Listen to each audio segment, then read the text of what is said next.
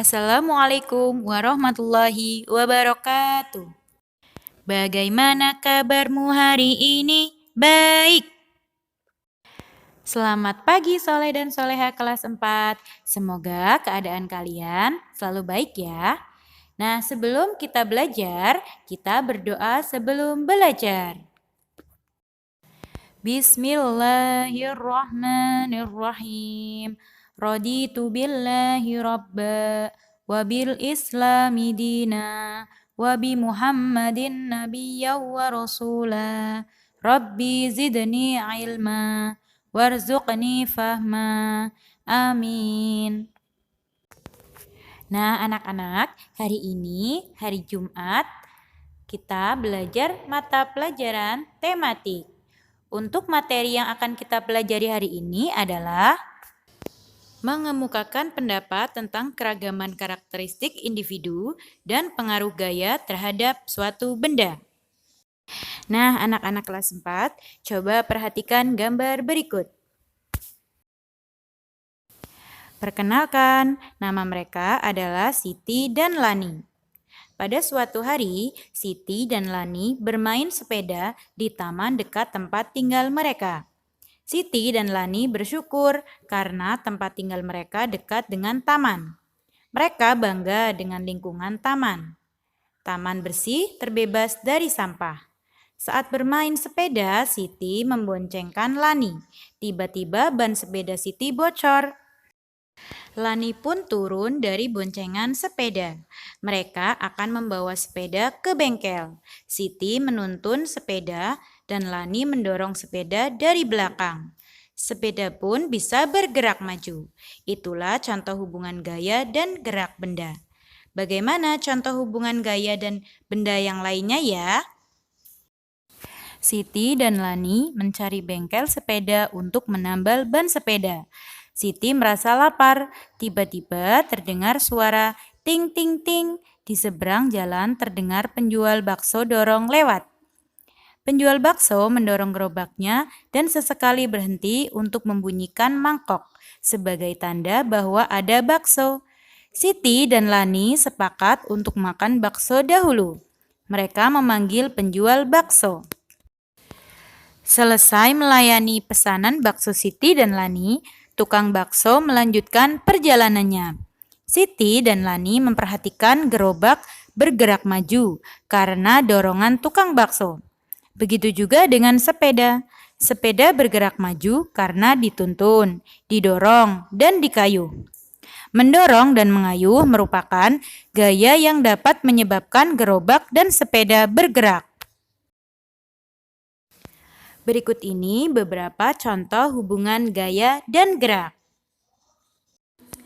Yang pertama, gaya mempengaruhi benda diam menjadi bergerak.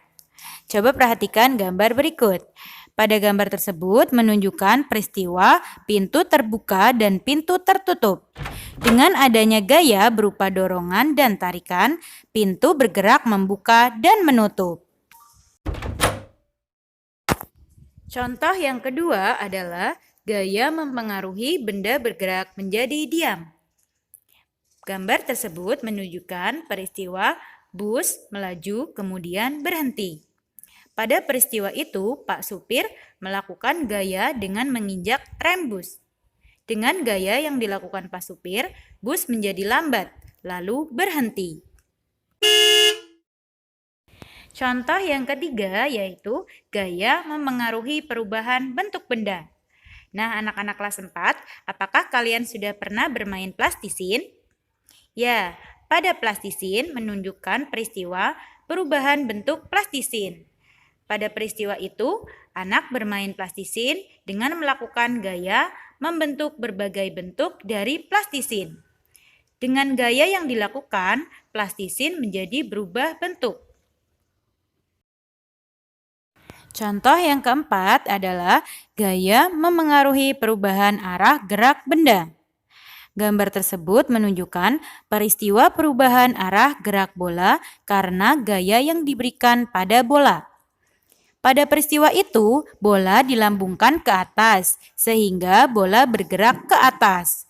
Kemudian bola dipukul ke depan sehingga bola bergerak ke arah depan.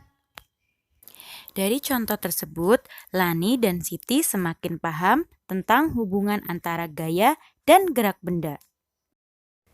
Saat Siti dan Lani sedang berjalan untuk pulang, tiba-tiba mereka melihat di sekitar rumah Mei sedang ramai melakukan gotong royong, membersihkan lingkungan. Karakter masyarakat sekitar rumah Mei sangat beragam. Saat diadakan gotong royong membersihkan lingkungan, Mei dan ayahnya ikut membantu.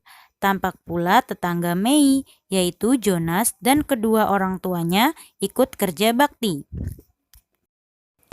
Nah, dari kegiatan tersebut, Siti dan Lani semakin paham bahwa setiap individu memiliki karakteristik yang berbeda-beda.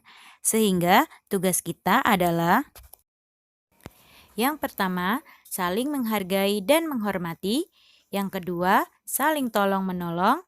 Dan yang ketiga, saling damai dan hidup rukun.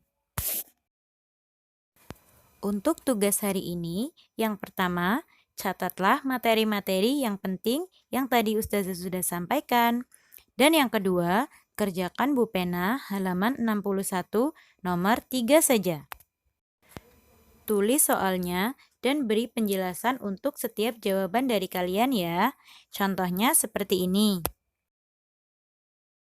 Pada gambar Dina melambungkan bola ke atas, gaya mempengaruhi arah gerak benda karena Dina memberi gaya pada bola berupa dorongan ke atas sehingga bola dapat melambung ke atas.